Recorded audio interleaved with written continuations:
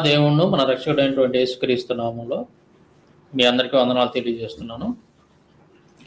ఈరోజు నేను మీ ముందుకు రావడానికి గల కారణం ఏంటంటే, ఈ మధ్య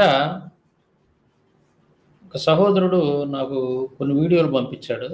సతీ సాగమనం గురించి కొంతమంది ప్రవచనకారులు కానీ, ఈ పంతుళ్ళు ఒక ముగ్గురే మాట్లాడినటువంటి వీడియోస్ నా దగ్గరికి పంపించాడు. నేను అవి చూశాను, ఆ వీడియోలు చూశాను. అక్కడ నేను గమనించింది ఏంటంటే, ఈ పంతులు ఎవరైతే ఉన్నారో వాళ్ళు వాళ్ళ గ్రంథాల్లో ఉన్నటువంటి విషయాలని మరుగుపరిచి, లేదా ఏదైనా ఒకటి రెండు విషయాలను తీసుకొని అక్కడ ఉన్నది ఒకటైతే దానికి ఇంకొక రకంగా వక్ర భాష్యం చెప్తూ మాట్లాడినటువంటి విషయాలు కొన్ని నాకు కనపడ్డాయి. సో వాటి గురించి నిజాలు ఏంటి అనేది ప్రజలకి చెప్పాలి. గ్రంథాల ఆధారంగా, అంటే హిందువుల యొక్క ప్రామాణిక గ్రంథాల ఆధారంగా అసలు ఏం రాసి ఉంది, సతీ గురించి, సతీ సహగమనం గురించి ఏం రాసి ఉంది అనేది తెలియాలి హైందవ సహోదరులకు. ముఖ్యంగా నేను ఎందుకు అంటున్నానంటే, ఈ విషయం గురించి ఎందుకు మాట్లాడుతున్నానంటే, పదే ఈ సతీ సహగమనం అనేది విదేశీయుల నుంచి మనకు వచ్చినటువంటి ఆచారం అని, తర్వాత ముస్లిమ్స్ నుంచి మనకు వచ్చినటువంటి ఆచారం అని, అంటే వాళ్ళు ఈ భర్త చనిపోయినటువంటి స్త్రీలని వీళ్ళు ఒంటరిగా ఉంటున్నారని చెప్పి వాళ్ళని తీసుకెళ్ళి వాళ్ళని బలాత్కారం చేస్తున్నారు అనే కారణం చేత ఈ సతీ సహగమనం అనేది జరిగింది తప్ప ఇంకో కారణం కాదు అన్నట్టుగా మొన్నటిదా చెప్పుకుంటూ వచ్చారు ఫస్ట్లో. అసలు మా గ్రంథాలకు వీటికి సంబంధమే లేదు, మా హిందూ మత గ్రంథాలకు కానీ ఈ సతీకి కానీ సంబంధమే లేదు అంటూ మొన్నటి వరకు మాట్లాడుకుంటూ వచ్చారు. అయితే ఎప్పుడైతే సాంబశివరావు వాటి మీద పరిశోధన చేసి హిందూ మత గ్రంథాల మీద, ఈ సతీ అనేది మీ గ్రంథాల్లోనే ఉందరా బాబు, మీరు సంబంధం లేదని చెప్తారేంటి, అడుగడుగున మీ గ్రంథాలు ప్రోత్సహించినవి, బెదిరించినవి, భయపెట్టినవి, ఏది స్త్రీలని ఇట్లా దారుణంగా తగలబెట్టేశారు మీరు, ఈ పాపం మీదే అని చెప్పి నేను వాళ్ళ యొక్క మత గ్రంథాల్లో నుంచి అడుగడుగున రెఫరెన్సులు తీసుకొని నేను చూపించాను అన్నింటిలో నుంచి. సో ఇప్పుడు ఈ వీడియోలు సోషల్ మీడియాలో అక్కడక్కడ కొన్ని వాళ్ళ గ్రంథాల నుంచి మనం చూపించిన రెఫరెన్సులు చూసి ఇప్పుడు వీళ్ళు ఏమంటున్నారంటే, మళ్ళీ ఫస్ట్ చెప్పినట్టు కాకుండా మళ్ళీ ఇప్పుడు ఏమంటున్నారంటే, లేదండి అక్కడక్కడ ఎక్కడో ఒక చోట ఒక సందర్భం ఉంది కానీ అది బలవంతంగా చేయమని చెప్పడం ఒక ఆజ్ఞ అయితే హిందూ మత గ్రంథాలు చెప్పలేదు అని వీళ్ళు వాదిస్తూ ఉన్నారు. సతీ సహగమనం మీరు తప్పనిసరిగా చేయవలసిందే, లేదా పతివ్రతలు చెయ్యాలి అని చెప్పి మా గ్రంథాల్లో ఎక్కడ ఆజ్ఞ లేదు అని చెప్పి వీళ్ళు మాట్లాడుతూ ఉన్నారు. సో ఎవరెవరు ఏమేమి మాట్లాడారు, అసలు ఏంది దీని గురించి అనేది మనం ఈరోజు క్షుణ్ణంగా తెలుసుకుందాం. నిజాలు మనం ఏంటనేది వాళ్ళ గ్రంథాల ఆధారంగా మనం రెఫరెన్సులు సహా నేను మీకు చూపిస్తాను, చూడండి. ముందుగా ఈ పంతులు ఎవరు, అసలు వాళ్ళ సతీ సహగమనం గురించి అనేది మీకు వినిపిస్తాను, చూడండి. పైశాచిక కృత్యం, రాక్షసత్వం, దురాచారం, దుష్ట సంప్రదాయం, ఇంకా ఎన్ని డిక్షనరీలో ఉన్నాయో అన్ని మాటలు అంటున్నారు. మన ధర్మశాస్త్రం ఎలా ఉంది, అందుకని కొంచెం క్రిటికల్ సమస్య కనుక రెండు మాటలు. ఎక్కడా సహగమనం కంపల్సరీగా నిర్బంధంగా శాస్త్రం చెప్పలేదు. బతికేవాణ్ణి చావమని ఎక్కడా చెప్పలేదండి. జిజీవిషేక్షతగుం సమా, నూర్ల కొద్దీ సంవత్సరాలు బతకాలనుకో, నువ్వు సూసైడ్ చేద్దామనుకుంటే ఆత్మహత్య మహాపాపం, ఇలా చెప్పిన శాస్త్రాలు సహగమనం చెయ్యమని ఎక్కడా నిర్ణయించలే. ఆల్టర్నేషన్గా రెండు చెప్పినాయి. ఉండి ధర్మ నిర్వహణ చేస్తావా, చెయ్యి. నీకు అందులోనే శరీరాన్ని వదలాల నేను ఉండలేనంటావు, నీ ఇష్టం, నీ స్వేచ్ఛ, నీ ఫ్రీడమ్. అంతేగాని బలవంతంగా ఎవ్వరూ చెయ్యమని లేదు. అలాగే ఉంటే సత్యవతి చేసిందా, అంబిక చేసిందా, అంబాలిక చేసిందా, వారే చేస్తే ఈ వంశవృద్ధి ఏమయ్యేది? దశరథ మహారాజు మరణిస్తే కౌసల్య చేసిందా, సుమిత్ర చేసిందా, కైక చేసిందా? చెయ్యమని వశిష్ఠుడు అన్నాడా? ఆనాడు ఈ వివాదాంశం వచ్చిందా? చేసే రోజుల్లో వివాదం లేదు, చెయ్యని రోజు అక్కర్లేని గలాట. చెయ్యమని ఎక్కడా లేదు శాస్త్రంలో, నిర్బంధమైన సాగమనం లేదు, అది పైశాచిక కృత్యం. స్వేచ్ఛ ఉన్నంత వరకు ధర్మ వ్యవహారంగా నడమని పురుషుడికే చెప్పింది శాస్త్రము, స్త్రీలకు చెప్పింది సమంగానే. అది విన్నారు కదా. ఇప్పుడు మాట్లాడినటువంటి ఆ పెద్ద ఆయన పేరు మల్లాది చంద్రశేఖర శాస్త్రి. ఈయన ప్రవచనాలు చెబుతూ ఉంటాడు. ప్రవచనాలు చెప్పే వాళ్ళందరూ కూడా పితామహుళ్ళు లాంటి ఒక అంటే ఇప్పుడు ఈ చాగంటి కోటేశ్వరరావు, గరికపాటి నరసింహరావు వీళ్ళంతా చెప్పే పద్ధతి వేరుగా ఉంటుంది.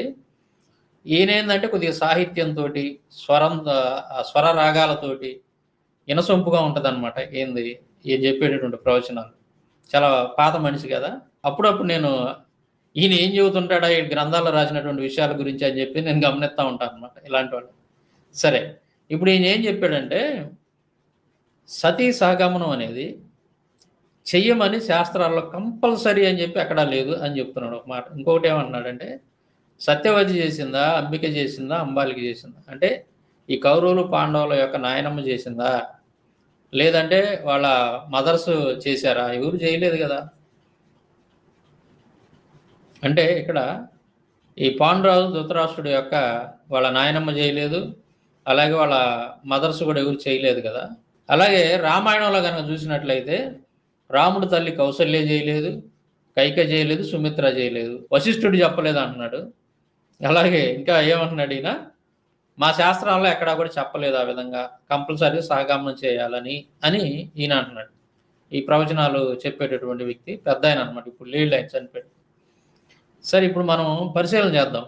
వీళ్ళు ఏమంటున్నారంటే ఫస్ట్ స్టార్టింగ్లో రామాయణ ప్రస్తావన తెస్తారు. సతీ సహగమనం అని మనం అన్న వెంటనే రామాయణ ప్రస్తావన తీసుకొస్తారు. రామాయణంలో దశరథుడు భార్యలు చేయలేదు కదా, దశరథుడు చనిపోతే, కాబట్టి ఇది మేము ప్రాముఖ్యత ఇవ్వలేదు దీనికి అన్నట్టుగా మాట్లాడుతూ ఉంటారు.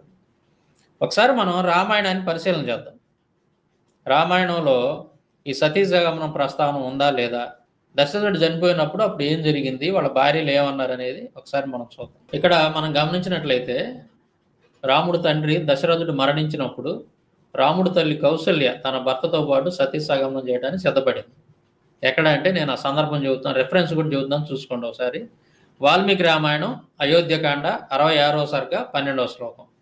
ఇక్కడ దశరథుడి భార్య కౌసల్య ఏమంటుందో చూడండి. పతివ్రతనైనట్టి నేను మృతి చెందిన ఈ మహారాజుతో నేడే సహగమనము చేసేదను. ఆయన శరీరంతో పాటు నా శరీరమును కూడా చితాగ్నికి ఆహుతి గావించేదను అన్నాం. చితాగ్నికి ఆహుతి గావించేదను అని రాసి ఉంది ఇక్కడ చూడండి. వీళ్ళు ఏమంటున్నారంటే, ఈ పంతులు ఏమంటున్నారంటే దశరథుడు భార్య సహగమనం చేయలేదు కదా, వాళ్ళు చేయలేదు వీళ్ళు చేయలేదు అంటున్నారు. కానీ ఇక్కడ ప్రస్తావన అయితే ఉందిగా, దశరథుడి భార్య కౌసల్య, రాముడు తల్లి కౌసల్య సహగమనం చేయటానికి సిద్ధపడిందా లేదా, అది మనకు కావాల్సిన పాయింట్. ఇక్కడ చేశారా లేదని, సిద్ధపడిందా లేదా అంటే ఏంది, ఆ రోజుల్లో ఈ సతీ సహగమనం అనేటటువంటి ఆచారం అని, దురాచారం అనేది, ఈ మూఢాచారం అనేది ఉందనే కదా నమ్మకం, ఉందనే కదా అర్థం. మరి లేకపోతే ఈవిడ ఎందుకు ఈ మాట అంటది, నా భర్తతో పాటు నేను కూడా సహగమనం చేస్తాననే మాట ఎందుకంటే చూడండి, ఇక్కడ సహగమనము అంటే ఆ రోజుల్లో ఉంది కాబట్టి ఆవిడ ఆ మాట అనగలిగింది. తర్వాత చూడండి ఆ 13వ శ్లోకంలో కూడా ఏముంటుందంటే, దీనురాలైన కౌసల్య శోకార్తురాలై దశరథుని శరీరమును కౌగులించుకొని ఈ విధంగా ఏడ్చుచుండగా, ఏ విధంగా ఏడుస్తుంది, నేను కూడా నా భర్తతో పాటే సహగమనం చేస్తానని చెప్పి ఏడుస్తా ఉంది. అంతఃపుర కార్యములందు నియుక్తులైన స్త్రీలు ఆమెను అక్కడి నుండి దూరముగా తీసుకొని పోయిరి. అది సహగమనం చేయటానికి రాముడు తల్లి సిద్ధపడింది దశరథుడితో. అయితే సిద్ధపడినప్పుడు అంతఃపుర కార్యములందు అంటే అక్కడ ఉన్నటువంటి స్త్రీలు ఎవరైతే ఉన్నారో వాళ్ళు ఆమెను అక్కడి నుంచి దూరంగా తీసుకొని పోయారు, నువ్వు సహగమనం చేయొద్దు అని. అంటే సందర్భం అనేది మనకు కనపడుతుంది. సహగమనం, సతీ సహగమనం అనేది ఆ రామాయణంలో మనకి కనపడుతుంది. రాముడు తల్లి ఏదైతే వీళ్ళు మాట్లాడుతూ ఉన్నారో, దశరథుడు భార్యలు చేయలేదు, కౌసల్య, సుమిత్ర, కైకేయి వీళ్ళు కూడా చేయలేదని అంటున్నారు కదా. కానీ కౌసల్య చేయటానికి ముందుకు వచ్చింది, స్పష్టంగా చెప్పింది నేను నా భర్త సహగమనం చేస్తాను అని. కానీ వీళ్ళు చేయలేకుండా అక్కడి నుంచి దూరంగా తీసుకొని వెళ్ళినట్టుగా మనకి ఇక్కడ 13వ శ్లోకంలో కూడా కనపడుతుంది, స్పష్టంగా ఉంది. కానీ ఈ విషయం చెప్పరు వీళ్ళు ఎవరు కూడా, మీరు గమనించండి కావాలంటే. ఈ ప్రవచనాలు చెప్పేటటువంటి వాళ్ళు కానీ పంతులు ఎవరు కూడా రామాయణంలో లేదు అంటారు, కానీ రామాయణంలో రాముడు తల్లి ప్రయత్నం చేసింది. దశరథుడి భార్య కౌసల్య సహగమనం కావడానికి ప్రయత్నం చేసిందనే మాట పొరపాటును కూడా చెప్పరు వీళ్ళు. మరి ఎందుకు చెప్పరు, ఎందుకు దాచిపెట్టాల్సి వస్తుందో నాకు అర్థం కావట్లేదు. ఇది ఒక కుయుక్తి అనమాట. తర్వాత నేను ఇంకో సందర్భం చెబుతాను చూడండి, ఒక ముఖ్యమైనటువంటి సందర్భం. రామాయణ కాలంలో సతీ సహగమనం ప్రస్తావన ఉంది అని చెప్పడానికి నేను ఇంకో ఎగ్జాంపుల్ చెబుతా చూడండి. ఇక్కడ వాల్మీకి రామాయణంలో సతీ సహగమనం ప్రస్తావన ఇంకొక ఎగ్జాంపుల్ చూపిస్తాను నేను. వాల్మీకి రామాయణం ఉత్తరకాండ 17వ సర్గ 12, 13, 14 శ్లోకాలు కనుక మనం గమనించినట్లయితే, ఇక్కడ శ్లోకాలు కూడా ఇచ్చాను చూసుకోవచ్చు మీరు. ఇక్కడ ఏమని ఉంటుందంటే, ఈ సందర్భాన్ని గురించి నేను ఫస్ట్ మీకు వివరిస్తాను. ఈ సందర్భం ఏంటిదంటే, వేదవతి అనేటటువంటి ఒక కన్య తపస్సు చేస్తూ ఉంటుంది, హిమాలయ పర్వతాల దగ్గర తపస్సు చేస్తూ ఉంటుంది. అప్పుడు రావణాసురుడు ఈ సంచారం చేస్తూ ఈవెన్ చూస్తాడనమాట. చూసి ఆవిడ దగ్గరికి వెళ్ళి రావణాసురుడు ఏమంటాడంటే, తపస్సు చేస్తున్నటువంటి వేదవతి అనేటువంటి ఒక స్త్రీతోటి చెప్తా ఉంటాడు. ఏమని చెప్తాడంటే, నీలాంటి అందమైనటువంటి స్త్రీలు తపస్సు చేయకూడదు, మీరు ఈ పురుషుల యొక్క కామ కోరికలు తీరుస్తూ ఉండాలి తప్ప, ఎంజాయ్ చేస్తూ ఉండాలి తప్ప, మీరు ఇలాంటి తపస్సులు చేయకూడదు నీలాంటి కన్యలు అని చెప్పేసి కొంచెం ఆయన అవమానకరంగా ఇబ్బందికరంగా మాట్లాడుతూ ఉంటాడు. అప్పుడు ఆ సందర్భంలో ఆ వేదవతి అనేటువంటి స్త్రీ మాట్లాడుతున్నటువంటి సందర్భం ఇది. వేదవతి అంటే ఎవరో కాదు, సీత యొక్క పూర్వజన్మ అనమాట. వేదవతి అంటే సీత యొక్క పూర్వజన్మ అనమాట. సీత పుట్టక ముందు, అంతకుముందు జన్మ ఏదైతే ఉందో ఆ జన్మలో ఆవిడ వేదవతి. ఆ తర్వాత ఆవిడ చనిపోయి మళ్ళీ సీతగా పుట్టిద్ది అనమాట. ఈ వేదవతి అంటే ఎవరో కాదు, సీతే పూర్వజన్మ అనమాట.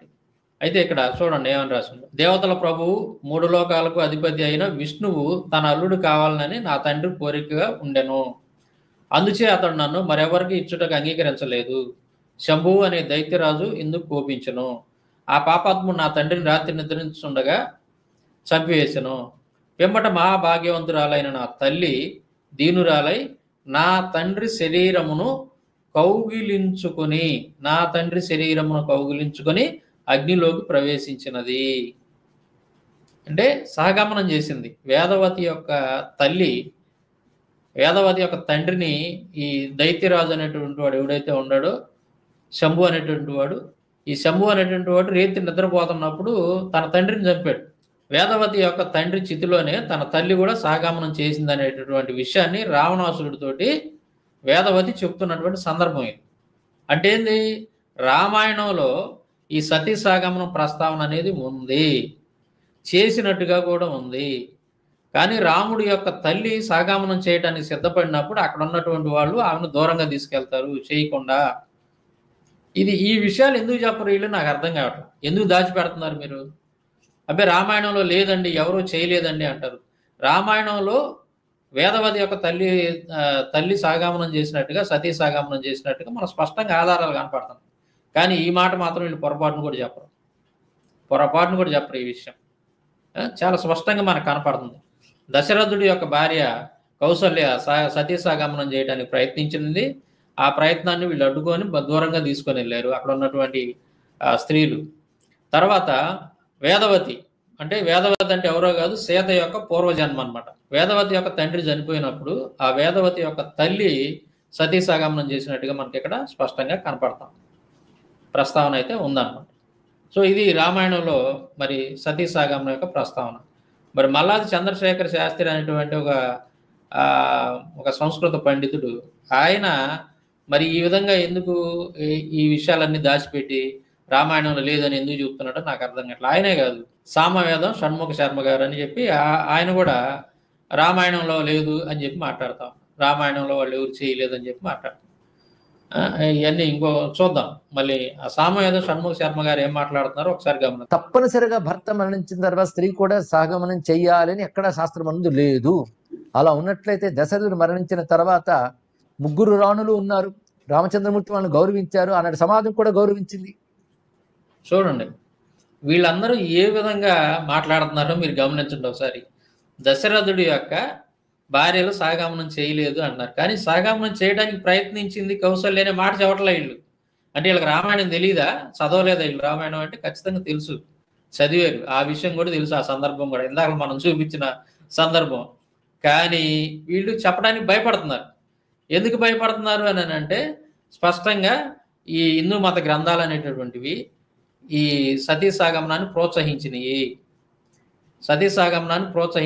సతీ సాగమనం అనేది భారతదేశంలో ప్రబలిపోయి అనేక మంది స్త్రీలు దహనమైపోవటానికి కారణం హిందూ మత గ్రంథాలే, ఇలాంటి బ్రాహ్మణులు రాసినటువంటి గ్రంథాలే. కాబట్టి ఈ నిజం ఎక్కడ బయటపడిద్దోనని వీళ్ళు ఉన్న విషయాలను దాచిపెట్టి వాటిని బయటికి జనాలకు చెప్పట్లా. ఇప్పుడు నేను రుజువు చూపించాను, నేను రామాయణం నుంచే చూపించా. దశరథుడి భార్యలు చేయలేదు, అవును చేయలేదు, కానీ చేయడానికి ప్రయత్నించారుగా. ఆ విషయం ఎందుకు చెప్పట్లేదు మీరు? చేయడానికి ప్రయత్నించారు అంటే ఆ కాలంలో ఉన్నట్టే కదా ఆచారం. ఆ దురాచారం, ఆ దుర్మార్గమైనటువంటి ఆచారం, స్త్రీలని అమాయకులైనటువంటి అభాగ్యులైనటువంటి స్త్రీలను దారుణంగా బతికుండగానే నిప్పుల్లో మంటలేసి తగలబెట్టినటువంటి దుర్మార్గమైన ఆచారం, ఆ పాపం అనేది మరి ఆ కాలంలో ఉందనే కదా మీ నమ్మకం ప్రకారం. మీరు నమ్ముతున్నారులే రామాయణం అనేటటువంటిది అది నిజంగా జరిగింది కాదు, అదంతా కూడా ఒక చందమామ బాలమిత్ర కథలు లాంటివి అవన్నీ కూడా. కానీ మీరు నమ్ముతున్నారు కదా, సో మీ నమ్మకాన్ని ప్రశ్నిస్తున్నాను నేను. ఆ కాలంలో ఉన్నట్టే కదా మరి అప్పుడు అక్కడ ఆ ప్రస్తావన వచ్చింది అని అంటే సహగమనం చేయడానికి ప్రయత్నించింది రాముడి తల్లి అంటే ఉన్నట్టే కదా. వేదవతి యొక్క తల్లి కూడా చేసింది కదా సహగమనం. తర్వాత ఏనండి ఈయన ఏమంటున్నాడు, కానీ సతీ సాగమనం లాంటి అంశములు ఉన్న కాలంలోనే అది తప్పనిసరి విధిగా మాత్రం లేదు, ఆచారముగా లేదు. ఇది గ్రహించవలసింది. సతీ సాగమనం ఆచారం కాదు. అదేవిధంగా పాండురాజు మరణించిన తర్వాత మాద్రి సహగమనం చేసింది కానీ కుంతీదేవి చేయలేదు. తెలుసుకోవాల్సినది అంటే సహగమనం అనేది ఒక ఐచ్ఛికం, అంతేగాని అది బలవంతంగా ఎవరు చేసేది కాదు. ఐచ్ఛికం అన్నప్పుడు కూడా అది ఆత్మహత్య వంటిది కాదు. దానికి కొన్ని పద్ధతులు ఉన్నాయి. భర్త పట్ల అగాధమైన ప్రేమ కలిగి ఆయన అనుసరించి వెళ్ళాలి అని, ఆయనతో పాటు ఉత్తమ లోకాలకు వెళ్ళాలి అని అనుసరించడం సతీ సాగమనంలో ఆ స్త్రీ యొక్క ప్రత్యేకమైన వ్యక్తిత్వం. అది పాతివ్రత్యంలో ఒకానొక భాగం, అంతేగాని పతివ్రతలందరూ అగ్నిలో పడిపోవాలని లేదు. దానికి ఒక ప్రత్యేకత ఉన్నది. ఇది దానికి సంసిద్ధులే, దానికి తగ్గ వ్యక్తిత్వం ఉన్నటువంటి వారు సహజంగా చేస్తారే తప్ప, వాళ్ళు ఐచ్ఛికంగా చేస్తారు తప్ప నిర్బంధవంతులు ఏమీ లేదు. ఇది గ్రహించాలి. అలా వెళ్ళిన వారు సద్గతులకు వెళతారని మాత్రం శాస్త్రం చెప్తున్నది. అలా వెళ్ళిన వారు భర్తతో పాటు ఉత్తమ లోకాలకు వెళతారు అని చెప్పారే తప్ప ఇది చేసి తీరాల్సిన ఆచారంగా చెప్పలేదు. ఇలాంటి సతీ సాగమనం భారతదేశంలో ఆనాటి కాలంలో కొన్ని చోట్ల కొంతమంది వ్యక్తిత్వం కలవారు చేసేవారు. అది విన్నారు కదా. ఈయన కొంతవరకు 10% నిజం చెప్పాడు, 100లో 10% నిజం చెప్పాడు. ఏంటంటే సహగమనం అనేటటువంటి ఆచారం ఆ కాలంలో అక్కడక్కడ కనపడతా ఉంది. అయితే అక్కడక్కడ కనపడతా ఉంది, కొన్ని సంఘటనలు ఉన్నాయి. అలా చేసినటువంటి వాళ్ళు, భర్తతో ఆ విధంగా సహగమనం చేసినటువంటి వాళ్ళు ఉత్తమ లోకాలకు వెళతారు అని చెప్పి ఉంది అనేటువంటి మాట ఈయన మాట్లాడాడు. దానికి మనం ఒప్పుకోవచ్చు. ఈయన ఈ విషయం ఈ 10% నిజం చెప్పాడు. కానీ ఈయన చెప్పిన అబద్ధం ఏంటంటే అసలు కంపల్సరీగా చెయ్యాలి అనేటువంటి నియమం అయితే ఏమీ లేదు అని చెప్పి ఈయన మాట్లాడుతూ ఉంటాడు. కొన్ని మనం పరిశీలన చేద్దాం. ఆ హిందూ మత గ్రంథాల్లో రాసినటువంటి సంఘటనలు కొన్ని పరిశీలన చేద్దాం, మీకు అర్థమైంది. ఆ నియమం కంపల్సరీగా చెయ్యాలి అనేది ఉందా లేదా, లేదా స్త్రీలని ప్రలోభ పెట్టారా లేదా. అంటే సహగమనం కనుక చేస్తే, స్త్రీ తన భర్తతో పాటు సహగమనం చేస్తే తర్వాత భర్త చేసినటువంటి పాపాలన్నీ కూడా తొలగిపోయి, ఒకవేళ భర్త పాపాత్ముడై ఆ పాపాల వలన అతను నరకంలో శిక్ష అనుభవించాల్సినటువంటి పరిస్థితి కనుక వస్తే, అటువంటి సందర్భంలో ఈ భార్య కనుక సహగమనం చేస్తే భర్త యొక్క పాపాలన్నీ కూడా నశించి ఇద్దరు కలిసి స్వర్గంలో 3,50,00,000 సంవత్సరాలు చక్కగా స్వర్గ సుఖాలు అనుభవిస్తూ ఉంటారు అని చెప్పి రాశారు. ఇది ప్రలోభ పెట్టడం అవునా కాదా చెప్పండి. ఇది స్త్రీలు మరి ఏం ఆలోచిస్తారు మీ విధంగా రాసినప్పుడు? ఎమోషనల్గా ఉంటారు. భర్త చనిపోయినప్పుడు వాళ్ళంతా ఎమోషనల్గా ఉంటారు. నేను కూడా మరి నా భర్తతో పాటు తగలబడిపోతే మేమిద్దరం కలిసి ఖమ్మంగా స్వర్గంలో ఉండొచ్చు, నా భర్త నరకానికి పోకుండా నేను రక్షించుకోవచ్చు అనేటటువంటి ఆలోచనలు కలిగే విధంగా మీరు గ్రంథాలు రాశారు. అందుకని సహగమనాలు ఎక్కువగా జరిగినాయి ఆ రోజు. అంటే మీరు ప్రలోభ పెట్టడం ఒకటి, భర్త యొక్క పాపాల నుంచి కూడా నువ్వు విడిపించిన దాని అవుతావని చెప్పేసి లేనిపోయినవన్నీ కూడా చెప్పారు. ఒకటి, పతివ్రతలా కనుక అయితే మీరు నీ భర్తతో పాటు నువ్వు కూడా తగలబడిపోవాలా అనే విధంగా రాశారు గ్రంథాలు. మీరు పతివ్రత కనుక అయితే ఆవిడ భర్తతో పాటు తగలబడిపోద్ది అని రాశారు మీరు. అంటే దాన్ని బట్టి ఏమనుకుంటారు స్త్రీలు, అమ్మో ఇప్పుడు నేను నా భర్తతో పాటు సహగమనం చేయకపోతే నేను పతివ్రతను కాదా, పతివ్రతను కాదని చెప్పేసి అనుకుంటారేమో జనాలు అనేటటువంటి ఆ ఉద్దేశంతో కూడా తనకి ఇష్టం లేకపోయినా సరే బలవంతంగా అయినా సరే ఆత్మహత్య చేసుకున్నట్టుగా చిత్తులో ప్రవేశించేటువంటి అవకాశం ఉంది. ఆ విధంగా రాసుకున్నారు.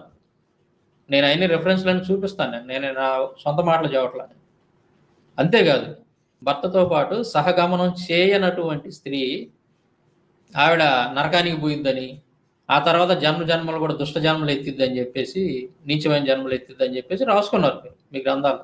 ఈ విధంగా బెదిరించడం వలన కూడా మరి వాళ్ళు సహగమనం చేసినట్టుగా మనకి స్పష్టంగా అర్థమవుతుంది. చూడండి ఒకసారి నేను రెఫరెన్స్లు కొన్ని చూపిస్తాను చూడండి. ఈయన అంటున్నాడు కదా, ఈయన ఇంతకు ముందు మాట్లాడిన మల్లాది చంద్రశేఖర శాస్త్రి గారు, అలాగే సామవేదం షణ్ముఖ శర్మ గారు, వీళ్ళిద్దరూ ఏమంటున్నారంటే కంపల్సరీగా నియమం అనేది లేదండి అని అంటున్నారు. ఒకసారి చూద్దాం చూడండి, వాళ్ళ ధర్మశాస్త్రాలను ఎంత చక్కగా రాశారు. ఇది పరాశర స్మృతి 4వ అధ్యాయం 32, 33 శ్లోకాలండి. పరాశర స్మృతి అంటే కలియుగ ధర్మశాస్త్రం. ఇది ప్రతి ఒక్కళ్ళు ఒప్పుకొని తీరుతారు. ఈ కలియుగానికి ధర్మశాస్త్రం ఏందంటే పరాశర స్మృతి అంటారు. అంటే ఈ యుగానికి సంబంధించినటువంటి విషయం ఇది. హిందువుల యొక్క నమ్మకం ప్రకారం, వాళ్ళ యొక్క మత గ్రంథాల ప్రకారం పరాశర స్మృతి అనేది కలియుగానికి సంబంధించినటువంటిది. చూడండి ఇక్కడ ఏమని రాశారు. మనిషి యొక్క శరీరం నందు 3,50,00,000 వెంట్రుకలు ఉంటాయి. భర్త మరణించిన తర్వాత భార్య కూడా భర్తతో పాటు చితిలో తగలబడి ప్రాణత్యాగం చేయాలి. అలా చేస్తే మనిషి శరీరంపై ఎన్ని వెంట్రుకలు ఉంటాయో అన్ని సంవత్సరాలు ఆ భార్యాభర్తలు ఉంటారు. ఎక్కడ ఉంటారు? స్వర్గంలో. అనగా సతీసాగమనం చేసినటువంటి భార్య 3,50,00,000 సంవత్సరాలు తన భర్తతో కలిసి స్వర్గ సుఖమున నివసించును. చాలా స్పష్టంగా రాసి ఉంది ఇక్కడ చూడండి. 3,50,00,000 వెంట్రుకలు అంట మనిషి శరీరం మీద ఉంటాయంట. మరి ఎవరు లెక్క పెట్టారో, ఎప్పుడు లెక్క పెట్టారో మనకైతే తెలియదు, వాళ్ళు రాసుకున్నారు. అట్లా ఈ శరీరం మీద ఎన్ని వెంట్రుకలు అయితే ఉంటాయో అన్ని సంవత్సరాలు భార్యాభర్తలు ఇద్దరు కూడా స్వర్గంలో స్వర్గ సుఖాలు అనుభవిస్తూ ఉంటారంట. తర్వాత చూడండి, ఈ సహగమనం చేసినటువంటి స్త్రీ ఎంత మేలు చేసిద్దో భర్తకి ఇక్కడ రాసి ఉంది. పావును పట్టేవాడు పుట్టలో దూరిన పావును బలం కొలది కలుగు నుండి ఎటుల పైకి లాగును, అదేవిధంగా భర్తతోడ సహగమనమునొచ్చిన స్త్రీ అది వరకు, అంటే అంతకుముందు తన భర్త చేసిన పాపముల వలన నరక బాధలు అనుభవించుచున్నను భర్తను పాప విముక్తుణ్ణి చేసి అతనితో కలిసి స్వర్గలోకమునందు ఆనందమును అనుభవించును. అది విషయం. ఈ భర్త ఎవరైతే చనిపోయి ఉంటాడో ఆయన ఒకవేళ పాపాత్ముడయ్యి నరక శిక్షకి అర్హుడు గనకైతే, నరకానికి పోవడానికి అర్హుడు గనకయ్యి ఒకవేళ నరకంలో వెళ్ళిపోయి ఉంటే ఈవిడ ఏదైతే సాగమనం చేసిందో అప్పుడు వెంటనే ఏమైంది, ఆ నరకం నుంచి తప్పించి అతను ఈమె యొక్క భర్త ఎవరైతే ఉన్నాడో ఆ భర్త ఇద్దరు కలిసి స్వర్గానికి వెళ్ళిపోతారంట. అంటే రద్దు అయిపోతాయి. తన భర్త చేసినటువంటి పాపాలన్నీ కూడా పరిహారం అయిపోతాయి. ఇంకా అతను నరకంలో శిక్షలు అనుభవించాల్సిన అవసరం లేదు. ఎందుకంటే తన భార్య సహగమనం చేసింది కాబట్టి, తన భార్య తనతో పాటు చితిలో తగలబడిపోయింది కాబట్టి. ఇది ఇక్కడ రాసుకున్నాం స్పష్టంగా. ఇది కలియుగ ధర్మశాస్త్రం అయినటువంటి పరాశర స్మృతిలో స్పష్టంగా రాసి ఉంటే అబ్బే నియమం ఏమి లేదండి, నిబంధన ఏమి లేదండి, బలవంతం ఏమి లేదండి అని చెప్పేసి మీరు అసలు ఎలా మాట్లాడతారో నాకు అర్థం కావాలి. చాలా స్పష్టంగా ఉంది ఇక్కడ. పరాశర స్మృతి అంటే కలియుగ ధర్మశాస్త్రం చాలా స్పష్టంగా రాసి ఉంది ఇక్కడ. మీరు చెయ్యాలి అని, అంటే ఈ యుగానికి చెందినటువంటి ధర్మశాస్త్రం ఇది పరాశర స్మృతి. కలియుగంలో మీరు ఈ సతీసాగమనం చేయాలి అని చెప్పి మీ గ్రంథాల్లో స్పష్టంగా రాసి ఉంటే అబ్బే మా శాస్త్రాలు ఎప్పుడూ చెప్పలేదు, మా శాస్త్రాలు దీనికి ఒప్పుకోవు అని చెప్పేసి మీరు అబద్ధాలు చెప్తున్నారంటే అసలు మిమ్మల్ని ఏమనుకోవాలి? ఎందుకు మీరు ఈ విధంగా అబద్ధాలు చెప్పాల్సినటువంటి పరిస్థితి వచ్చింది? ఇదిగో పరాశర స్మృతిలో ఈ విధంగా ఉంది, ఈ ధర్మశాస్త్రంలో ఈ విధంగా రాసి ఉందని దీని గురించి ఎందుకు మాట్లాడరు? మీరు ఎందుకు దాచిపెడుతున్నారు ఇలాంటివన్నీ? తర్వాత కొన్ని చూడండి, గ్రంథాల్లో ఉన్నటువంటి విషయాలు నేను చెప్తాను. విష్ణు పురాణం పంచమాంశము 38వ అధ్యాయము 1 నుండి 4 శ్లోకాలు ఏమని రాసింది ఇక్కడ. శ్రీ పరాశరుడిట్టనియే అర్జునుడు బలరామకృష్ణుల మృతదేహములను చూసి సంస్కారము గావించను. కృష్ణుడి భార్యలు రుక్మిణితో సహా 8 మంది భార్యలు కృష్ణుడి మృత శరీరమును కౌగులించుకొని అగ్ని ప్రవేశం చేసిరి. బలరాముని భార్య అయినటువంటి రేవతి బలరాముని యొక్క మృతదేహమును కౌగులించుకొని ప్రజ్వలించుచున్న అగ్నిలో దహనమైపోయాను. ఆమెను తాకిన అగ్నిదేవుడు ఆనందభరితుడై చల్లనయ్యను. అది విని ఉగ్రసేనుడు, వసుదేవుడు, దేవకి రోహిణియు తమ భర్తలతో సహగమనం చేసిరి అని రాసి ఉంది. ఇక్కడ అర్జునుడు ఏం చేశాడంటే బలరామకృష్ణుల యొక్క మృతదేహాలకి ఆ శరీరాలకి సంస్కారం చేశాడని ఉంది. ఆ సంస్కారం ఎలా చేశాడంటే కృష్ణుడి యొక్క భార్యలో మొత్తం 8 మంది అంట కృష్ణుడి యొక్క ఆ శరీరాన్ని మృత శరీరాన్ని కౌగులించుకొని అగ్ని ప్రవేశం చేశారంట. అంటే ఏంది సహగమనం చేశారని చెప్పి ఇక్కడ రాసి ఉంది స్పష్టంగా. విష్ణు పురాణంలో రాసి ఉంది. విష్ణు పురాణంలో రాసి ఉన్న దాన్నే నేను మాట్లాడతాను. కృష్ణుడి యొక్క 8 మంది భార్యలు కృష్ణుడి యొక్క మృత శరీరం కౌగులించుకొని సతీ సహగమనం చేశారని చెప్పి స్పష్టంగా రాసింది. ఇది చెప్పరు, దీని గురించి చెప్పరు. మళ్ళీ తర్వాత చూడండి, బలరాముడి యొక్క భార్య రేవతి, బలరాముడి యొక్క భార్య కూడా సతీ సహగమనం చేశారు. చాలా స్పష్టంగా ఉంది కదా. ఈ విధంగా అంబిక చేయలేదు, అంబాలిక చేయలేదు, సత్యవతి చేయలేదు అని అంటే మరి మిగతా వాళ్ళు చేశారు కదా, వాళ్ళ గురించి చెప్పరు ఎందుకని మీరు? కృష్ణుడి యొక్క భార్యలు చేశారు కదా, అలాగే బలరాముడి యొక్క భార్య చేసింది కదా సతీ సహగమనం రేవతి. అలాగే కృష్ణుడి యొక్క కోడళ్ళందరూ కూడా సతీ సహగమనం చేశారు కదా, కృష్ణుడి యొక్క కోడళ్ళు అందరూ చేశారు కదా. మరి దాని గురించి ఎందుకు మాట్లాడరు మీరు? అవి ఎందుకు దాచిపెడుతున్నారు? తర్వాత చూడండి, ఇక్కడ చూడండి, నారద పురాణం ఉత్తరార్ధం 30వ అధ్యాయం 85, 86, 87 శ్లోకాలు. ఇక్కడ చూడండి ఏముందో, ఎన్నో సుకృతములు చేసిన స్త్రీ మాత్రమే భర్తతో తన శరీరమును కూడా దహింపజేసుకొని వైకుంఠమును చేరును. ఎన్నో సుకృతములు చేసిన స్త్రీ మాత్రమే భర్తతో తన శరీరమును కూడా దహింపజేసుకుని వైకుంఠమును చేరును. ఐశ్వర్యమునందు దేహమునందు ఆశ కలిగిన స్త్రీ యమలోకము చేరి అక్కడ నరక బాధలు అనుభవించిన తర్వాత అనేక దుష్ట జన్మలను పొందును. నారద పురాణంలో ఇక్కడ ఏ విధంగా బెదిరిస్తున్నారో చూడండి. సతీ సహగమనం చేయనటువంటి స్త్రీల పరిస్థితి ఏంటి అనేది చూస్తున్నాడు ఇక్కడ.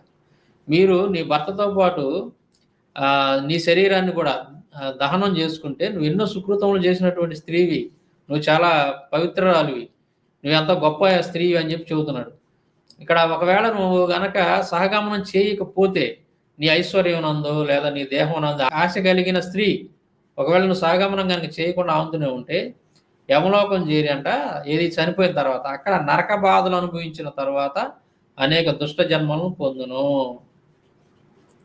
అర్థమైందా మీకు? అనేక దుష్ట జన్మలు పొందును అంటే ఏంది? ఇక్కడ భయపెడుతున్నాడు అనమాట.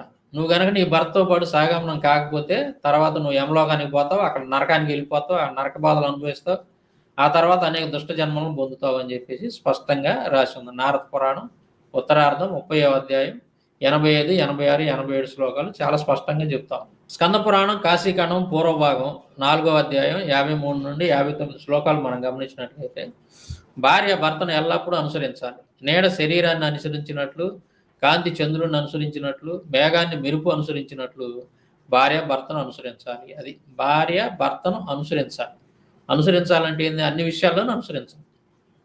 ఎట్లా ఒకవేళ భర్త కనుక చనిపోతే భర్తతో పాటు నువ్వు కూడా వెళ్ళిపోవాలి, ఉండకూడదు, నువ్వు విడిగా ఉండకూడదు. అది దీని అర్థం. ఇక్కడ చూడండి, ఒక స్త్రీ తన భర్తను ఇంటి నుండి శ్మశాన వాటిక వరకు సంతోషంగా అనుసరిస్తే భర్తతో పాటు తాను కూడా చితిలోకి ప్రవేశించడానికి అనమాట దీని అర్థం.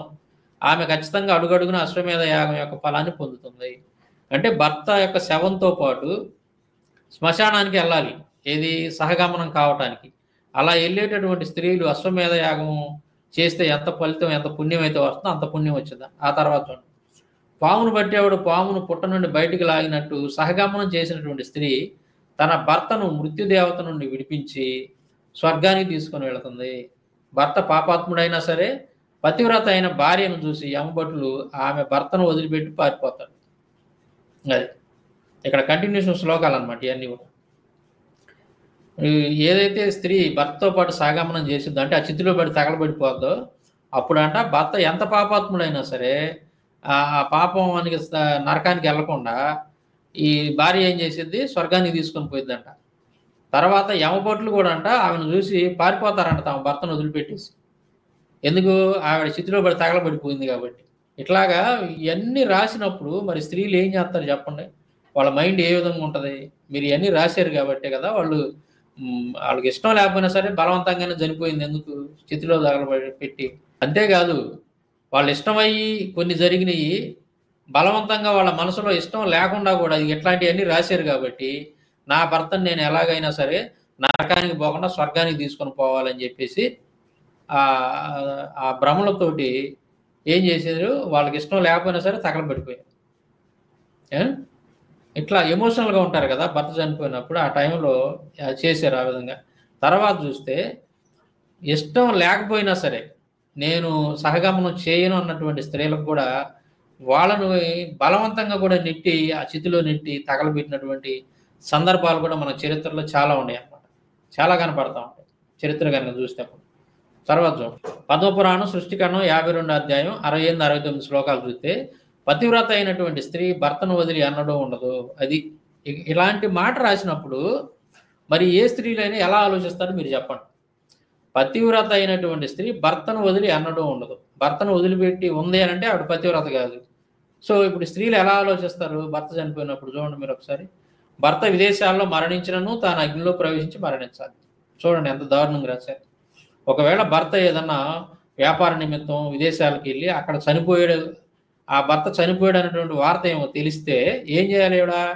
ఈవిడ బ్రతికి ఉండకూడదు భూమి మీద. ఏం చేయాలి? అగ్నిలో ప్రవేశించి మరణించాలంట. దీనిని ఏమంటారంటే, అంటే భర్త ఒక చోట, భార్య ఒక చోట, భర్త చావు విషయం తెలిసి భార్య కూడా మరణించాలనేటువంటి విషయాన్ని ఇక్కడ ఏమనొచ్చు అంటే అనుగమనము అంటారు దీన్ని. అదేమో భర్తతో కలిసి చేసేదేమో సహగమనం, సతీ సహగమనం. ఒకే చితి మీద ఇద్దరు తగలబడిపోవడం. ఇదేంది, భర్త ఎక్కడో చనిపోయాడు, ఇంకా భర్త ఇక్కడ తీసుకురావడానికి కుదరదు, లేదా అక్కడే దహనం చేశారు, అక్కడే అంత్యక్రియలు అయినాయి అనుకోండి. అప్పుడు ఆ స్త్రీ ఏం చేయాలి? ఆవిడ బ్రతికుండకూడదు భూమి మీద. ఏం చేయాలి? అక్కడ ఆవిడ ఒక అగ్నిని ఏర్పాటు చేసుకొని, చితిని ఏర్పాటు చేసుకొని దాంట్లో దూకి చనిపోవాలన్నమాట. ఇది స్పష్టంగా రాసి ఉంది ఇక్కడ. దీనివల్ల భార్యాభర్తలు ఇరువురు స్వర్గమును పొందుతారు. ఇలా చేస్తేనంట ఎక్కడో విదేశాల్లో చనిపోయినటువంటి భర్త, ఇంటి దగ్గర చచ్చిపోయినటువంటి ఈవిడ ఇద్దరు కలిసి ఏం చేస్తారు? స్వర్గానికి వెళ్తారని చెప్పి రాసి ఉంది. పద్మపురాణం సృష్టికరణం 52 అధ్యాయం 68, 69 శ్లోకాలు చాలా క్లియర్గా ఇచ్చాను చూడండి. భర్త మరణించినచో బ్రాహ్మణ స్త్రీ సాగమనం చేయరాదు, ఇతర స్త్రీలు సాగమనం చేయవచ్చు. ఇది బ్రహ్మశాసనము. బ్రహ్మశాసనం అంటే ఇక్కడ ఇంక మళ్ళీ ఏం చెబుతున్నారు? బ్రాహ్మణ స్త్రీలు సాగమనం చేయకూడదంట. బ్రాహ్మణ స్త్రీలు కూడా సాగమనం చేయొచ్చు అని కొన్ని చోట్ల చదివాను నేను. కానీ ఇక్కడ పద్మపురాణంలో ఏం రాశారంటే, బ్రాహ్మణ స్త్రీ సాగమనం చేయకూడదు, ఇతర వర్ణాల స్త్రీలు సాగమనం చేయొచ్చు అని మాత్రం ఇక్కడ రాసి ఉంది. ఇతర స్త్రీలు సాగమనం చేయొచ్చు అని బ్రహ్మశాసనం అంటే ఇది శాసనం. వీళ్ళు ఏమంటున్నారు? మాకు తప్పనిసరిగా చేయాలనేటటువంటి ఒక నిబంధన అయితే లేదు అని చెబుతున్నారు కదా. బ్రహ్మశాసనం ఉందా ఇక్కడ? ఏంది? బ్రాహ్మణ స్త్రీలు అనేటువంటి వాళ్ళు సాగమనం చేయకూడదు, కానీ ఇతర స్త్రీలు మాత్రం సాగమనం చేయాలని చెప్పేసి రాసి ఉందంట. ఇక్కడే ఉంది, స్పష్టంగా రాసి ఉంది. తర్వాత చూడండి, ఇది వృద్ధహారిత స్మృతి 8వ అధ్యాయం 198 నుండి 203 శ్లోకాల్లో ఏముందో చూస్తే ఇక్కడ చూడండి. చనిపోయిన తన భర్త యొక్క శరీరాన్ని కౌగిలించుకొని అతని యొక్క చితిలో పడి కాలిపోయినటువంటి స్త్రీ శ్రీహరి వెంట లక్ష్మీదేవి వలె వెన్నట్టిపోతుంది. భర్త బ్రహ్మహత్య చేసిన వాడు, లేదా సురాపానం చేసిన వాడు, లేదా ఎన్ని పాపాలు చేసినా అతడితో పాటు భార్య కూడా చితిలో పడి తగలబడిపోతే అటువంటి స్త్రీ తన భర్త చేసిన పాపాల నుండి విముక్తి కలిగించి పవిత్రుని చేసి స్వర్గానికి తీసుకొని పోతుంది. ఇది ఇందాక మనం చెప్పుకున్నాం కదా. ఇలా సాగమనం కనుక చేస్తే ముందు భర్తని నరకానికి పోకుండా స్వర్గానికి తీసుకొని పోయిద్దంట. ఏడు కూడా తగలబడిపోతే, బతికొండగానే తగలబడిపోతే. పతివ్రతలు అయినటువంటి స్త్రీలకు భర్త చితిలో దూకి చనిపోవడం కన్నా మరొక ధర్మం లేదు.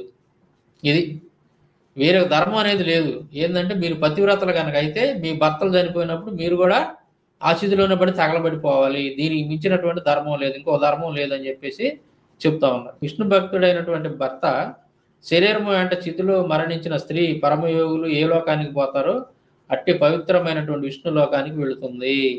భర్త చనిపోయిన వేళ భార్య రజస్వల అయినట్టయితే స్నానం చేసి శుద్ధురాలై చితాగ్నిలో ప్రవేశిస్తుంది. ఒకవేళ భర్త చనిపోయే టయానికి గనక భర్త చనిపోయినప్పుడు గనక భార్యకి పీరియడ్స్ కనుక వస్తే ఏం చేయాలో? స్నానం చేసి వచ్చి చితాగ్నిలో ప్రవేశించాలి. భర్తతో పాటు వచ్చి తగలబడిపోవాలి. ఇక్కడ చూడండి, పతివ్రతలు కనుక అయితే మీరు మీ యొక్క భర్త చితిలో దూకి చనిపోవాలని చెప్పేసి అది ఒక ధర్మం అని చెప్పేసి క్లియర్గా చెబుతా ఉంది. ఇక్కడ మరొక ధర్మం లేదు, దానికి మించినటువంటి మరొక ధర్మం లేదని చాలా క్లియర్గా వృద్ధహారిత స్మృతిలో ఉంది. ఇక్కడ మరి స్మృతుల్లో ఉంది కదా, చాలా స్పష్టంగా ఉంది కదా. అదనమాట, చూశారు కదా, చాలా స్పష్టంగా కూడా గ్రంథాల్లో అడుగడుగున సతీ సహగమనాన్ని ప్రోత్సహిస్తూ ఉన్నాయి. తర్వాత కనుక మీరు గమనించినట్లయితే ఈ మధ్య సంతోష్ ఘనాపాటి అని చెప్పి ఒక అతను మాట్లాడుతూ ఉన్నాడు. అతనేమంటున్నాడు ఒకసారి గమనించండి, మీరు చూద్దాం. మనందరికీ తెలిసినటువంటి మహామహా పతివ్రతలు పురాణాల్లో కావచ్చు, ఇతిహాసాల్లో కావచ్చు ఎంతమంది సహగమనం చేశారు. దశరథుడు మరణించిన తరువాత కౌసల్యాది 3 భార్యలు ఎందుకు సహగమనం చేయలేదు? అది నేను చెప్పానుగా, నేను ఇందాక ఫస్ట్లోనే చెప్పా కదా, వీళ్ళు మొట్టమొదట అందుకునేటటువంటి పాట ఏందయ్యానంటే రామాయణం. దశరథుడు చనిపోయినప్పుడు దశరథుడు భార్యలు చేయలేదు కదా సహగమనం అని చెప్పేసి పద్దోళ్ళు ఇదే పాట ఇంకా వరుస పెడతారనమాట, ఒకళ్ళ తర్వాత ఒకళ్ళు. కౌసల్య సహగమనం చేయటానికి ప్రయత్నించింది, కానీ అక్కడ ఉన్నటువంటి వాళ్ళు ఆవిడని సహగమనం చేయకుండా పక్కకు తీసుకొని వచ్చారు, దూరంగా తీసుకెళ్లారు అనే మాట రామాయణంలో రాసి ఉన్నటువంటి మాట వీళ్ళు చెప్పట్లేదు, ఒక్కళ్ళు కూడా చెప్పట్లేదు. మరి వీళ్ళకి తెలియదా అంటే తెలుసు, రామాయణం తెలుసు, ఇతర గ్రంథాలన్నీ క్షుణ్ణంగా తెలియదు అని అంటే తెలియకపోవచ్చాము, కానీ రామాయణం కంపల్సరీ చదువుతారు కదా వీళ్ళు. మరి తెలిసినటువంటి విషయాన్ని దాచిపెడుతున్నారు అనమాట. స్పష్టంగా మనం ఫస్ట్లోనే చూసాం, దశరథుడి యొక్క భార్య కౌసల్య, రాముడు తల్లి, ఆవిడ సహగమనం చేయడానికి ప్రయత్నించినట్టు మనం రామాయణంలో స్పష్టంగా చూసాం. కానీ వీళ్ళు ఏమంటున్నారు, చేయలేదు అంటున్నారు. చేయలేదు నిజమే, కానీ ప్రయత్నించిందనే మాట ఎందుకు చెప్పట్లేదు మీరు? ప్రయత్నించిందనే మాట చెప్తే అప్పుడు కూడా ఈ సతీ సహగమనం అనేది ఉంది, ఆచారం ఉంది కాబట్టి ఆవిడ అలా మాట్లాడింది అనేటటువంటి విషయం ప్రజలకు తెలిసిద్దని వీళ్ళు దాన్ని దాచిపెడుతున్నారు అనమాట, బయటికి చెప్పకుండా. మహాపతివ్రత అని మనమంతా కూడా చదువుకుంటామే. 5 మహాపతివ్రతల్లో కావిడ మండోదరి రావణాసురుడు చనిపోయిన తరువాత ఎందుకు సహగమనం చేయలేదు? మండోదరి సహగమనం చేయలేదు అని చెప్పి మాట్లాడుతూ ఉన్నాడు. అయితే గ్రంథాల్లో అందరూ సహగమనం చేశారని చెప్పేసి ఎవరు చెప్పట్లా. మీ పురాణాల్లో కానీ రామాయణ మహాభారతాల్లో ఉన్నటువంటి స్త్రీలందరూ సహగమనం చేశారని చెప్పట్లా. ఎవరెవరైతే సహగమనం చేశారో వాళ్ళ యొక్క ప్రస్తావన ఉంది, ముఖ్యమైనటువంటి వాళ్ళు చేశారు సహగమనం, వాళ్ళ యొక్క ప్రస్తావన అయితే ఉంది, చాలామంది చేసినట్టుగా ఉంది. తర్వాత పతివ్రతలు కనుక అయితే మీరు సహగమనం చేయాలని ఉంది, మీరు కనుక పతివ్రతలు అయితే సహగమనం చేయాలి అని చెప్పి స్పష్టంగా రాసి ఉంది మీ గ్రంథాల్లో. మరి వాళ్ళు మిగతా వాళ్ళు సహగమనం చేయలేదు అని అంటే మరి వాళ్ళు ఎందుకు చేయలేదు ఏంటో దానికి ఆ కారణం ఏందో మీరే చెప్పాలి. మీ యొక్క గ్రంథాల్లోనే రాసి ఉంది, మీరు మహాపతివ్రతలు కనుక అయితే మీరు ఖచ్చితంగా భర్తతో పాటు సహనం చేసేది, పతివ్రత అయినటువంటి స్త్రీ భర్తతో పాటు సహగమనం చేసిద్ది అని చెప్పి నేను ఇంతకుముందు రిఫరెన్స్లు చూపించాను మీ గ్రంథాల్లో రాసినటువంటి. మరి వీళ్ళందరూ చేయలేదు, కొంతమంది సహగమనం చేయలేదు అని అంటే ఎందుకు చేయలేదు మీరు చెప్పాలి, దానికి కారణం ఏందనేది మేంగా చెప్పాలి, మీరు చెప్పాలి. మనకు కనిపిస్తూ ఉన్నారండి అని అంటే కనుక ఇతర యుగాల్లో కృతయుగంలోనో త్రేతాయుగంలోనో జమదగ్ని మహర్షి మరణించిన విషయం తెలిసిన వెంటనే రేణుకామాత ఏం చేసిందంటే ఇక నేను ఎవరితోనే మాట్లాడను అని చెప్పేసి కళ్ళు మూసుకుని ధ్యానంలోకి వెళ్ళిపోయింది. ఆవిడ మహాతపస్విని మహాపతివ్రత కాబట్టి యోగాగ్నిలో దగ్ధమైపోయింది. ఇతను ఏం చెప్తున్నాడు చూడండి, రేణుక అంటే ఎవరు, జమదగ్ని యొక్క భార్య రేణుక యోగాగ్నిలో దహనమైపోయింది అని చెప్పేసి చెప్తున్నాడు. యోగాగ్నిలో ఆవిడ చితాగ్నిలో కాలిపోయినట్టుగా మనకి బ్రహ్మవైవర్త పురాణంలో చాలా స్పష్టంగా రాసి ఉంటుంది. బ్రహ్మవైవర్త పురాణంలో ఈ విషయం చాలా స్పష్టంగా రాసి ఉంటుంది. యోగాగ్నిలో మరణించినట్టు ఉండదు, చితాగ్నిలో అంటే తన భర్తని కౌగిలించుకొని చితిలో తగలబడి చచ్చిపోయినట్టుగా ఉంటుంది మనకి. అక్కడ కనుక మనం చూసినట్లయితే తన కొడుకే చితికి నిప్పు పెట్టినట్టుగా ఉంటుంది. అంటే ఎవరు, తన కొడుకు పరశురాముడు, తన తండ్రి చనిపోయాడు కదా, ఎవరు చనిపోయింది, జమదగ్నిని ఒళ్ళో పెట్టుకొని తన తల్లి చితి మీద కూర్చుంటే అప్పుడు పరశురాముడు ఆ చితికి నిప్పు పెట్టినట్టుగా మనకు కనపడతా ఉంటుంది, చితిలో తగలబడి చచ్చిపోయినట్టుగా ఉంటుంది తప్ప యోగాగ్నిలో చనిపోయినట్టుగా ఉండదు. అక్కడ సతీ సహగమనం చేయని వాళ్ళకి వాళ్ళు ఏదో నరకాలకి వెళ్ళిపోతారని కానీ ఏదో పాపాలు వస్తాయని కానీ ఏమీ చెప్పబడలేదు. కాబట్టి సతీ సహగమనం అనేది అత్యధిక స్వర్గలోక నివాసాన్ని కోరుకునేటటువంటి వారు సతీ సహగమనం చేసేవారు. ఇతనేమంటున్నాడు, సతీ సహగమనం చేయనటువంటి వాళ్ళకి పాపాలు వస్తాయని కానీ లేదా వాళ్ళు ఆ స్త్రీలు నరకానికి పోతారని కానీ లేదు అని చెప్పి అతను అంటున్నాడు కదా. ఒకసారి నేను స్క్రీన్ మీద పెడతా చూడండి. ఇక్కడ చూడండి, నారద పురాణంలో ఏం రాశారో చూడండి. నారద పురాణం ఉత్తరార్థం 30వ అధ్యాయం 85, 86, 87 శ్లోకాలు కనుక మనం చూసినట్లయితే, ఎన్నో సుకృతములు చేసినటువంటి స్త్రీ మాత్రమే భర్తతో తన శరీరమును కూడా దహింపజేసుకుని వైకుంఠమును చేరును. ఐశ్వర్యమునందు గాని దేహమునందు గాని ఆశ కలిగిన స్త్రీ. ఇక్కడ ఇదేంటంటే ఐశ్వర్యమునందు దేహమునందు కనుక ఆశ కలిగినటువంటి స్త్రీ అంటే ఏంది? భర్తతో పాటు చనిపోకుండా, భర్తతో పాటు చితిలో పడి తగలబడిపోకుండా ఉన్నటువంటి స్త్రీలు వీళ్ళు. ఎవరు వీళ్ళు? ఐశ్వర్యమునందు కానీ దేహమునందు కానీ ఆశ కలిగి ఉన్నటువంటి స్త్రీలు యమలోకంలో చేరి అక్కడ నరక బాధలు అనుభవించిన తర్వాత అనేక దుష్ట జన్మలను పొందును. స్పష్టంగా ఉందా? ఇక్కడ ఏమనుంది? భర్తతో తన శరీరమును దహింపు చేసుకున్న వాళ్ళేమో వైకుంఠానికి వెళ్తారంట. అలా కాకుండా ఐశ్వర్యమునందు కానీ దేహమునందు కానీ ఆశ కలిగిన స్త్రీ యమలోకంలో చేరి అక్కడ నరక బాధలు అనిపిస్తుంది. చాలా స్పష్టంగా ఉంటుంది.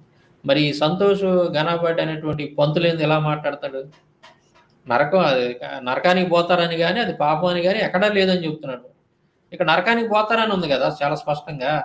భర్తతో పాటు తగలబడలేదు, నువ్వు ఆంతనే ఉండవు. ఐశ్వర్యనందో లేదా నీ శరీరం దహించుకోవడానికి ఇష్టపడక, తర్వాత ఏదో భూమి మీద ఉండి ఈ ఐశ్వర్యం ఇదంతా కూడా అనుభవించాలనేటువంటి ఆశ కలిగి కనుక నువ్వు బతికి ఉంటే, భర్తతో పాటు చనిపోకుండా బతికుంటే నువ్వేం చేస్తావంటే తర్వాత నువ్వు చనిపోయిన తర్వాత యమలోకానికి పోయి అక్కడ నరక బాధలు అనుభవిస్తావు అని చెప్పి, నరక బాధలు అనుభవించిన తర్వాత మళ్ళీ తర్వాత పుట్టేటటువంటి జన్మలు కూడా అంట దుష్ట జన్మలు పొందిద్దంట.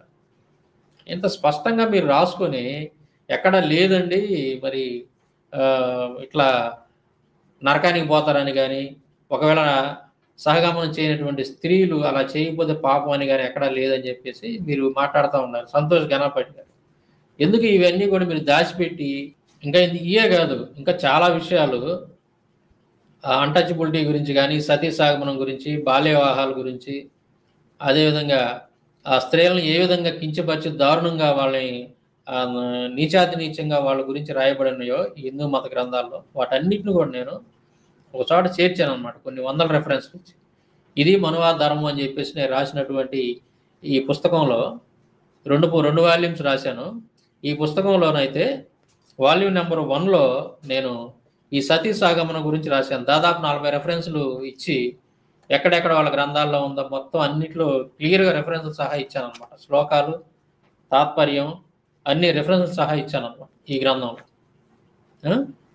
ఎందుకంటే ఈ విధంగానే ఆడ ఉన్నది ఒకటైతే, హిందూ మత గ్రంథాల్లో ఉన్నది ఒకటైతే, వీళ్ళు ఏంటంటే వాటన్నిటిని కూడా దాచిపెట్టి చరిత్రను వక్రీకరించి ఆ విదేశీయులు వచ్చి నన్ను బలవంతం చేస్తారు కాబట్టి, లేదా నన్ను పాడు చేస్తారని చెప్పేసి ఈ స్త్రీలంట భర్త చనిపోయినప్పుడు వాళ్ళతో పాటు తగలబడి చనిపోయారంట. అసలు చరిత్రను ఎలా వక్రీకరిస్తున్నారో చూడండి, ఎంత దుర్మార్గంగా మాట్లాడుతున్నారో చూడండి. మరి అలాంటప్పుడు మీ గ్రంథాలు ఎందుకు రాసుకున్నారు? మీ యొక్క మత గ్రంథాల్లో, మీ యొక్క పురాణాల్లో కానీ, ధర్మశాస్త్రాల్లో కానీ, ఇంకా అనేక చోట్ల రామాయణ మహాభారతాల్లో కానీ మీరు ఎందుకు రాసుకున్నారు? ఈ విషయాలన్నీ ఉన్నాయి కదా. సతీసాగమనం అంటే చేసినటువంటి వాళ్ళు భర్తను తీసుకొని పుణ్యలోకాలకు పోతారని, వాళ్ళు చేయకపోతే మాత్రం ఆ స్త్రీ తర్వాత నరకానికి వెళ్ళిపోద్దని, ఆ తర్వాత దుష్ట జన్మలు అనుభవించిద్దని, తర్వాత దుష్ట జన్మలు పొందిద్దని ఇలాగా రాసుకున్నారు కదా మీరు. మరి మీ గ్రంథాలు ఎందుకు రాసుకున్నారు? అవన్నీ కూడా అలా రాశారు కాబట్టి కొన్ని సంవత్సరాల తరబడి, కొన్ని వందల సంవత్సరాలు, వేల సంవత్సరాలు స్త్రీల్ని దారుణంగా తగలబెట్టేశారు. మీ యొక్క మత గ్రంథాల్లో రాసుకున్నారు కాబట్టి రాసి స్త్రీ జాతిని దారుణంగా తగలబెట్టారు. అందుకే గరికపాటి నరసింహరావు గారు ప్రసంగంలో ఆయన భావోద్వేగానికి గురయ్యాడు. స్త్రీలను మేము దారుణంగా మిమ్మల్ని హింసించామమ్మా, మమ్మల్ని క్షమించండి అని చెప్పి 2 చేతులెత్తి దండం పెట్టాడు గరికపాటి నరసింహరావు గారు. మీరు స్త్రీలను చాలా దారుణంగా అణిచివేశారు, స్త్రీ జాతికి ఘోరమైనటువంటి అపకారం చేశారు, మీరు వారికి అన్యాయం చేశారు. మీరు ఈ తప్పులను ఒప్పుకొని చంపలేసుకోండి. బ్రాహ్మణులు లేదా ఈ గ్రంథాలు రాసినటువంటి వాళ్ళు ఎవరైతే ఉన్నారో మీరు చేసినటువంటి తప్పుల్ని, పూర్వం రోజుల్లో చేసినటువంటి తప్పులను ఒప్పుకొని చంపలేసుకొని మా తప్పు అయిపోయిందని క్షమాపణ కోరాల్సింది పోయి, అస్సలు మా గ్రంథాలు దాన్ని సమర్థించవండి అని చెప్పి మీరు చేసిన పాపాలను తీసుకెళ్ళి ఎవరో విదేశీయులను ఎత్తినేస్తున్నారా? ఇది ఎంతవరకు కరెక్ట్? మీ మనస్సాక్షి అనేది పనిచేయట్లేదా మీకు? మనస్సాక్షి అనేది కొంచెమైనా పనిచేయట్లేదా మీకు? ఎందుకు తప్పించుకుంటున్నారు? మీరు గ్రంథాల్లో ఉన్న వాటిని చెప్పకుండా ఎందుకు దాచిపెడుతున్నారు? 1 కాదు 2 కాదు, దాదాపు 40 రెఫరెన్స్లు ఈ గ్రంథాల్లో రాశాను. ఏది సతీసాగమనం ఓన్లీ. అంతేకాదు స్త్రీల విషయంలో స్త్రీలని ఎంత దుర్మార్గంగా అణిచివేశారో వితంతువుల గురించి అయితే మరీ దారుణం. వితంతువుల గురించి మీరు ఏ విధంగా వితంతువులను మీరు హింసించారో వాటన్నిటిని కూడా నేను రెఫరెన్స్ సహా వివరించాను ఈ పుస్తకాలు. చాలా క్లియర్గా ఇచ్చాను. ఎందుకంటే మీరు ఈ విధంగా వక్రీకరణ చేస్తున్నారు. మీరు ఉన్నది ఒకటైతే ఇంకో రకంగా ఇప్పుడు వచ్చేటటువంటి తరానికి, ఇప్పుడున్నటువంటి జనరేషన్కి మీరు నిజాలు తెలియనీయకుండా లేనిపోయిన అబద్ధాలు చెప్తూ చరిత్రను వక్రీకరించి మీ గ్రంథాల్లో ఉన్న విషయాలన్నింటిని కూడా దాచిపెట్టి ఇది మనకు సంబంధం లేదు, మన గ్రంథాలు వీటిని ప్రోత్సహించట్లేదని చెప్పి లేనిపోయిన అబద్ధాలు చెప్పి మీరు చేసిన పాపాలన్నింటినీ తీసుకెళ్ళి, మీరు స్త్రీలకు చేసినటువంటి దుర్మార్గాన్ని తీసుకెళ్ళి, స్త్రీలకు చేసినటువంటి అన్యాయాన్ని తీసుకెళ్ళి మీరు ఏం చేస్తున్నారు?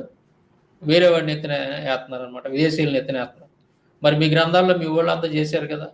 మీరు దేవుళ్ళుగా పిలవబెట్టుంటేవాడు, దేవతలుగా పిలవబెట్టినవాడు, దేవుళ్ళు చనిపోయినప్పుడు వాళ్ళ భార్యలు చేశారు కదా. వీటి గురించి ఎందుకు చెప్పరు? వీటి గురించి ఎందుకు మాట్లాడరు? ఇది ఎందుకుందో మీ గ్రంథాలు? కాబట్టి సహోదరులు, ముఖ్యంగా ఐదో సహోదరులు నిజాలు తెలుసుకోండి. ఇలాంటి వాళ్ళు ఇక వాళ్ళు ఏదో పంతులు కదా అని చెప్పేసి ఏది చెప్తే అదే నిజమని నమ్మకాకండి. పరిశీలించండి, మీ గ్రంథాల్లో ఏం రాసింది అనేది మీరు చదవండి, సత్యాన్ని తెలుసుకోండి, సత్యాన్ని నమ్మండి. సత్యం మిమ్మల్ని స్వతంత్రులుగా చేస్తుంది. Thank you.